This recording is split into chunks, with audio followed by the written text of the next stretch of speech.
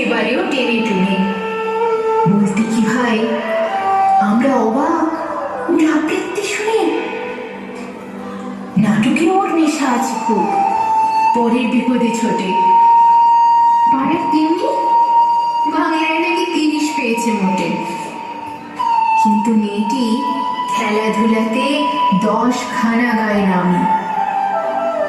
সত্যি বলো তো, তুমিও বলবে ওরা নয় কেউ দামি?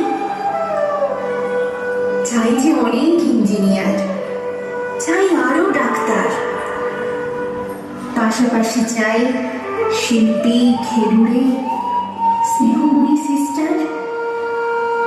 কম নম্বর পাওয়া ছেলেটাই কারিগর বলে আজ দেশটা গড়তে ওর হাতে দেখো কত দরকারি কাজ।